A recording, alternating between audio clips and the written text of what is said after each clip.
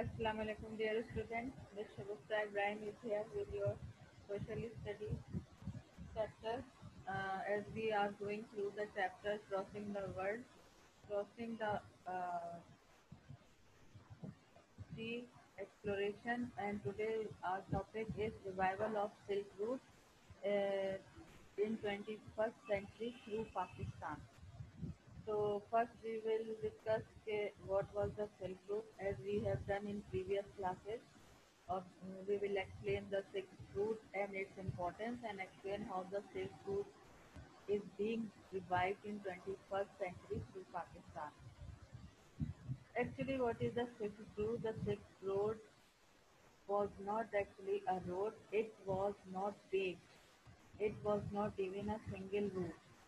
The Silk Road was a name given to a series of interconnected trade routes that led across China to Rome. It was a 4,000 mile trip. At one end was China, at other end was Rome. So as I have already told you in the beginning class, Silk Road was not a single road. It was not developed as a single road, but it was a network of different routes for which were used for explorers or the traders. And this Silk Road was was the connection between the China to Rome from east to west. So it provides a route from east to west, from Asia to Europe, from China to Rome, and from Rome to China. It was about 4,000 miles long route.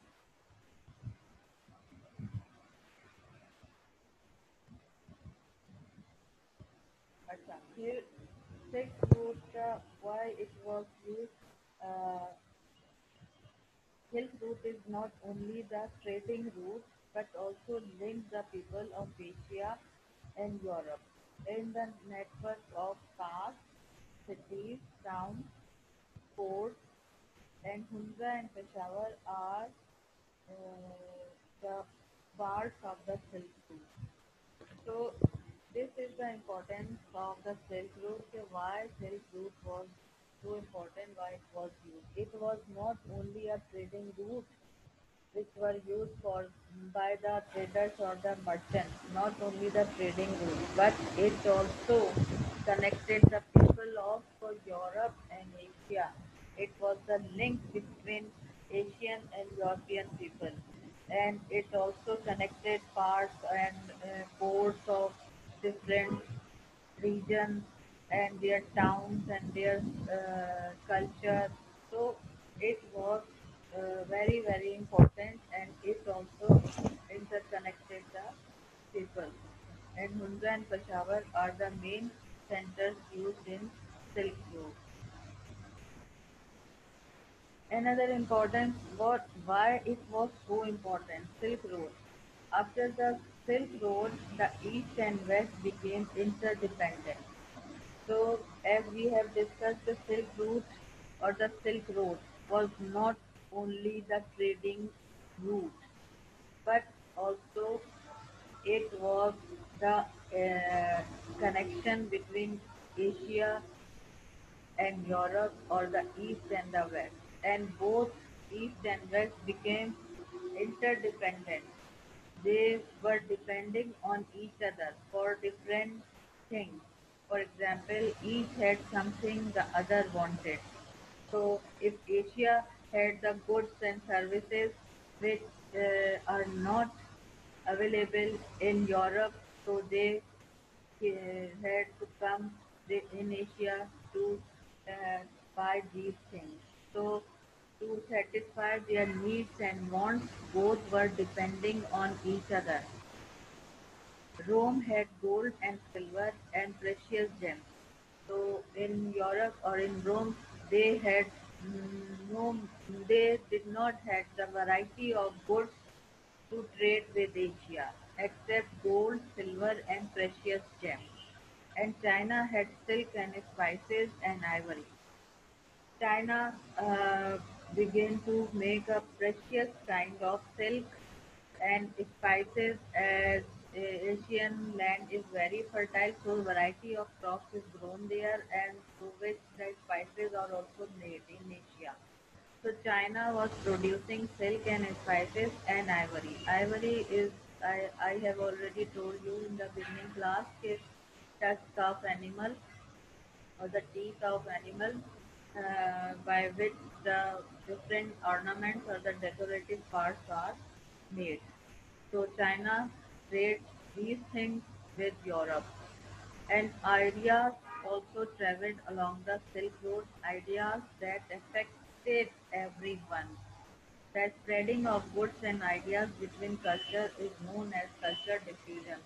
So not only the trading of gold, silver and precious gems and silk and spices and ivory, it, as I have already told you, it was not only the trading route, but ideas were also exchanged the Europe between the Europe and Asia. Both were exchanging the ideas, the culture, the language, each and everything was exchanged with each other, and culture was diffused into each other's culture. So new cultures were also came in existence. Why the trade flourished along the Silk, as the cultures and ideas through the trade were also exchanged, so the trade flourished along the Silk Route. Flourish means कि trade went on its peak, it progress, बहुत ज़्यादा trade जो थी उरूज पे पहुंच गई. In the mid of the 12th century, trade along the Silk flourished. Firstly, Mongols succeeded in controlling the whole of the Silk Route from 1260 to 1358. There were few reasons for the trade flourished or the trade went on its peak in that era, because the Mongols took control over the Silk Route from 1260 to 1368, and the trade was done under the control of Mongols. Secondly, the Islamic Empire across the North America, North Africa, Middle East, uh, Persia, and Southeast Asia made it easy for travelers, as it proved and provided a common civilization. Second reason was the Islamic Empire of the Ottomans also spread throughout the world and about over three continents, Asia, Europe and Africa. And all the Middle East countries were under the control of Muslim Empire. So travelers also provided a common civilization, because it was the whole continents of Asia and Africa and Europe were under the control of Muslim empire, so the same culture or the civilization were spreading throughout the world. So it became easy for the travelers to trade, and trade flourished in this era also. Ibn Battuta was one of the earliest explorers who took the Silk Route by land to reach India. Ibn Battuta is also known as an explorer and discovered the sea route to India. So he also wrote about the Indians' goods and spices and precious jewels uh, and the wealth and riches of India in his book, through which the explorers or the traders were attracted towards the India, and trade also flourished because of Ibn Battuta's informations available in his book. Sea travel became easier, faster when boats began to be used in the Indian Ocean. And when they developed the boats, small boats and the large boats and huge boats, The sea traveling became faster and easier as compared to the land traveling, so trade also flourished because of sea traveling to Indian Ocean. So these were three main reasons for the flourishing of trade through Silk Route. One was the trade route came under the control of Mongols, second Ottoman Empire spread throughout the world, and third the Ibn Battuta discovered the new easy route to India, and sea routes also made the trade easier from Europe to Asia and Asia to Europe. Revival of Silk Route in 21st century through Pakistan. The revival of Silk Route is being done in the 21st century by China One Belt, One Road policy. That is, China has introduced a quick and cheaper route by road and across the two continents of Asia and Europe for transportation of goods. The China-Pakistan Economic Corridor (CPEC) in Pakistan, the road connects Gwadar Port in the south all the way north to the Punjab Pass to enter China. Goods will come by ship to Gwadar and then take the land route. This will be a faster route to move goods. So in 21st century, the Silk Route was also revived through Pakistan and China's cooperation, as China wanted to introduce new, faster and cheaper and easier ways from Asia to Europe. So China has introduced a quick and cheaper route across the two continents of Asia for the transportation of goods, for the trade of goods and services. China and this cooperation of China and Pakistan is known as the economic corridor, and it is famous as with the name of CPEC, China-Pakistan Economic Corridor. The full form of CPEC is this. Most of you have already heard the CPEC and you have watched in the news on television about the CPEC.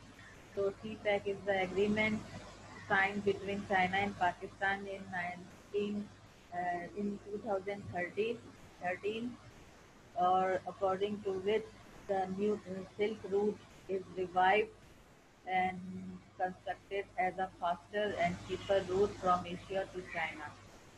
The road connects the Gwadar port to, in the south all the way north to the Punjab Pass to enter China. So the road connects the Gwadar port, which is in Balochistan in Pakistan. From the Gwadar port, the road will pass through the Punjab Pass and enter the China. So from China, the ship uh, bringing the goods will come to China, and from China to Gwadar. First, the goods on the ship will come from China to Gwadar and then take the land route to Europe. From here, they will be shipped to Europe. This will be a faster route to move goods from Asia to Europe. So in this sense, the Silk Route is revived and it is known as the CPEC, the economic corridor between China and Pakistan. Here is a task to do. Explain the Silk Route and its uses. Explain how the Silk Route is being revived in 21st century through Pakistan. So girls, watch the presentation once again and read the topic in your book also, then do this uh, assignment, and you can also take the help of writing the answers of these questions from the presentation slides. You can write from the slides which I have shown you in this presentation, or you can write from the book. So be careful and be regular in submitting your assignments on time. That's all for today's class. We will meet inshallah in next class. Till then, Allah Hafiz.